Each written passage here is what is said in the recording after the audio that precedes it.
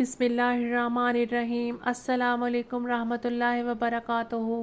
ایک شخص اپنی بیوی سے بے پناہ محبت کرتا تھا۔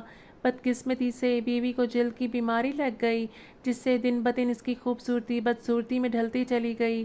اس پر مصیبت یہ ہوئی کہ ایک حادثے میں وہ شخص بھی بینائی سے محروم ہو گیا۔ وہ دونوں اسی حال میں اپنا گزارا کرنے لگے، مگر بیوی کی جلد کی بیماری بڑھتی چلی گئی۔ وہ اتنی بدصورت ہو گئی کہ کوئی اسے دیکھتا تو کراہت محسوس کرتا، مگر اس کا اندھا شوہر اسے لقمے توڑ توڑ کر کھلاتا تھا۔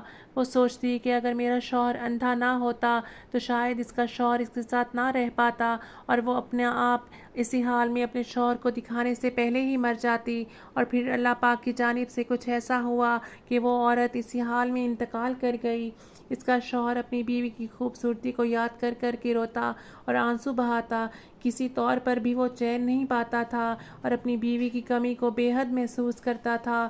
جانے والی تو جا چکی تھی، اب اسے رو رو کر یاد کرنے کا کوئی فائدہ نہیں تھا۔ اسی صدمے میں اس شخص نے شہر چھوڑنے کا ارادہ کر لیا۔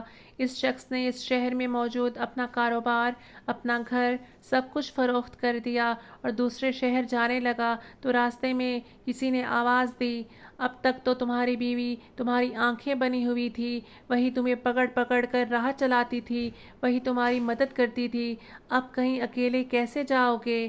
اس شخص نے کہا، بھائی میں اندھا نہیں ہوں، اندھا بنا ہوا تھا۔ یہ سارا کھیل میں نے اس لیے رچایا تھا تاکہ میری بیوی احساس کمتری کا شکار نہ ہو جائے، کیونکہ یہ احساس میری بیوی کے لیے بہت تکلیف دہ ہوتا کہ میں اس کی بدصورتی کو دیکھ رہا ہوں، کیونکہ ایک وقت تھا جب میں اس کے حسن کے قصیدے پڑھتا تھا۔ یہ سن کر سوال کرنے والا آدمی حیران و پریشان رہ گیا۔ یہ کہہ کر وہ شخص شہر چھوڑ گیا۔ کہنے والے کہتے ہیں، جب اس شخص کا انتقال ہوا تو کوئی نورانیت اس پر برس رہی تھی، ہر طرف نور ہی نور بکھرا ہوا تھا، جیسے فرشتوں نے اسے چاروں طرف سے گھیر لیا ہو۔ چہرہ چاند کی مانند دمک رہا تھا۔ کہنے والے یہ بھی کہتے ہیں کہ شاید وہ کوئی اللہ کا ولی تھا۔